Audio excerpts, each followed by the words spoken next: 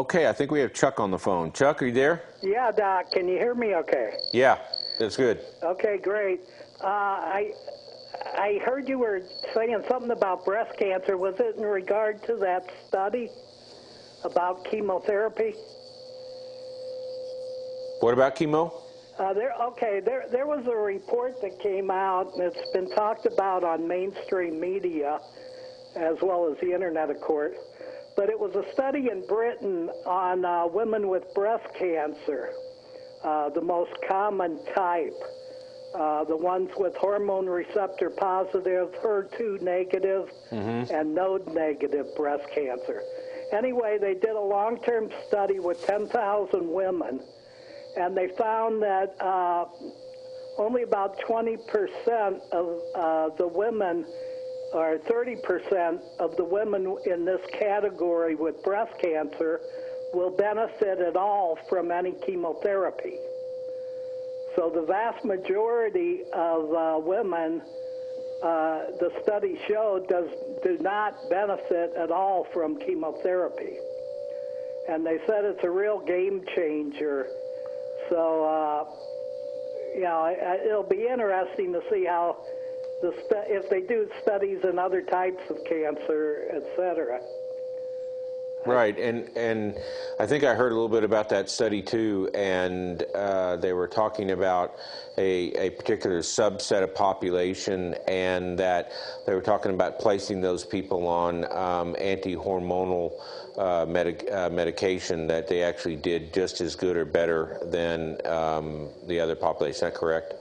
Well, they didn't talk about it in this study. It was mainly women that had had surgery to remove the tumor. Right.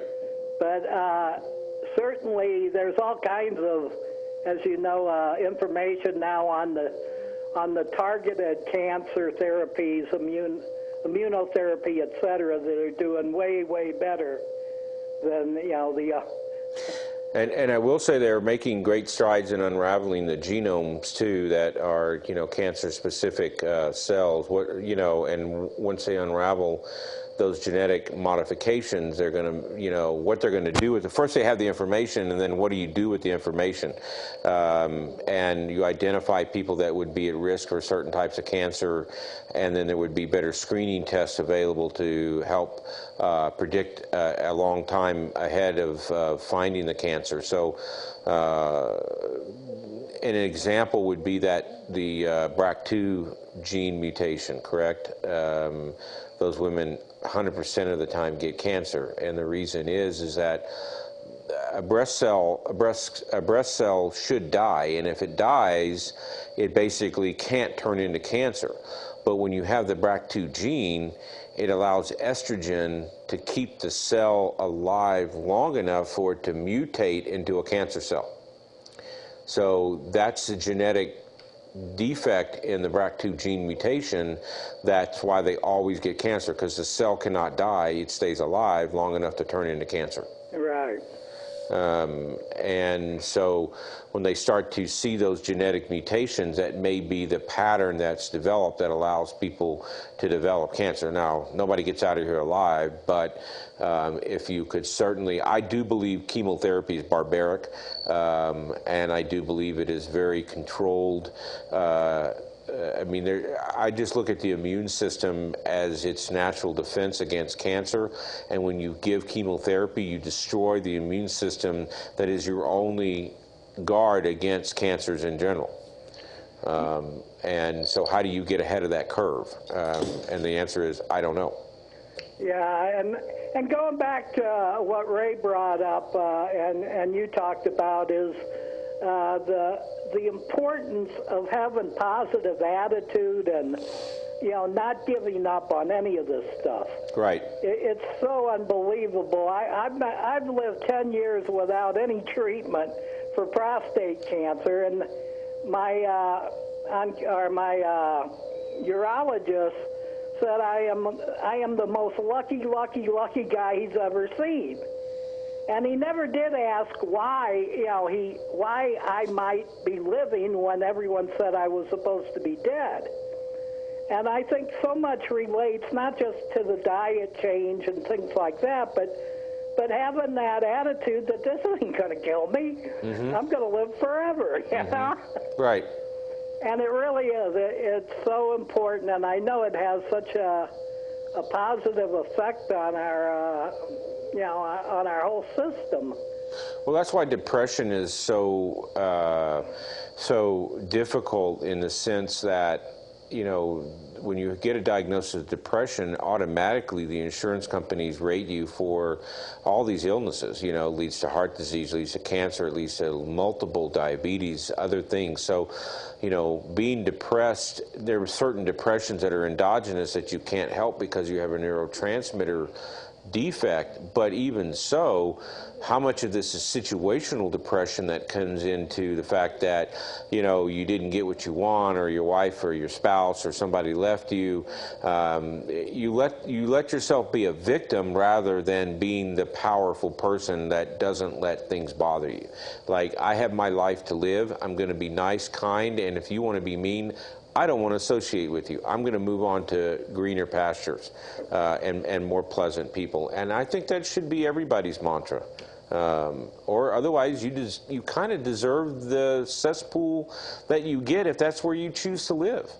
Absolutely. And I think it applies certainly to the amount of pain we feel. You know, if we give in to pain, it's going to overcome us. And no matter how many opioids and all the rest we take, nothing's going to help. In fact, it's going to make it harder. Yeah. But if we have that attitude that this isn't nearly as bad as I thought it was going to be, you know, it's amazing how little pain you feel compared to if you don't feel that way and give into it. No, and I think that's true. Everybody can probably do a little bit less opioids, but unfortunately, once you start down the opioid highway, it's a difficult highway. It's a difficult highway to exit, because exit means you're going to be in pain again. But Absolutely. The body can do a lot for pain, and you can get through it. You just need some support structures, and you need things. Okay, Doc, well, I'll get off and let someone else call in. Okay. Thanks a lot. Well, thank you. But you bring up a lot of good topics there, and certainly as we battle this opioid addiction, we battle the idea that we can do more with less, and that we can try and find a way to deal with less. We can slowly taper. I mean, one of the things I see, the patients come to me, is that the doctors some other doctors in the community are slashing people's pain meds in half. I mean, so someone is taking a pill 4 times a day, and they're just slashing it in half with no basis for doing that. They could be on 120 pills, and now they're going to be on 60. And they're forcing these people into pain situations, which is not what we were trained to do. I mean, we're supposed to be compassionate to people. Okay, so you are taking a lot of opioids. So you've been built up that tolerance. Let me help you reduce that tolerance slowly, compassionately over time, so that you can learn to live your life without so many medications. And you know, that's one of the other problems with society. I mean, look at TV. I mean, everything, there's a pill for this, you know, there's a medication for this, there's something to ail you, and we find ourselves looking for comfort on the TV. I mean, I'm telling you right now, if there wasn't TV, not that I wouldn't want to be on the show helping you figure things out. I mean, I think I present good information to you, but a lot of times the information you hear is not exactly good information, and it can be misleading information. You know, I don't have any benefit from sitting here, and I really like doing this show because I really like giving people the benefit of my 30 years of experience. I'm not saying I'm 100% right on everything, but I mean, I use a fair amount of common sense to solve a lot of complex problems.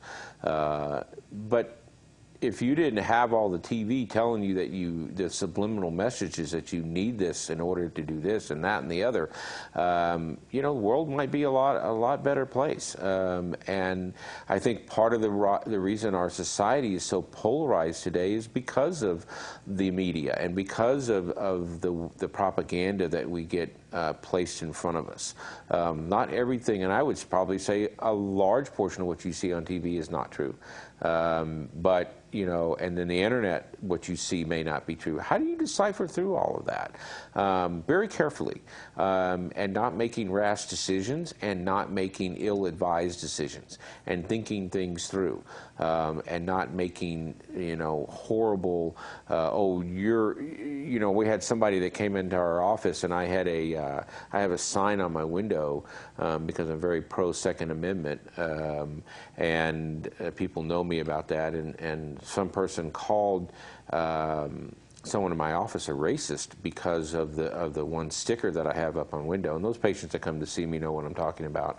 But it has three symbols: the symbol of Nazi Germany, the symbol of Russia, and the symbol of China. And it says, "The experts agree, gun control works." But that person saw the swastika up there and thought that maybe I was a neo-Nazi and that I was a racist or something along that line. Did not think this, did not read the message, but jumped to an opinion. And that's very disturbing. I mean, people need to think things out. You would do away with Parent Ramp on the Facebook if people would just think things through and not be so ill-advised. But we've become a very ugly society where we want to punish people for their thoughts, whether they're liberal, conservative, in the middle, and this is why I believe we're seeing so many random acts of violence today rather than random acts of kindness, is because we've been polarized, and we need to live and let live. It's fine if that's your belief, that's great, but you know, I'm a very libertarian in that respect. You know, it doesn't matter to me what you do as long as it doesn't pick my pocket or break my leg.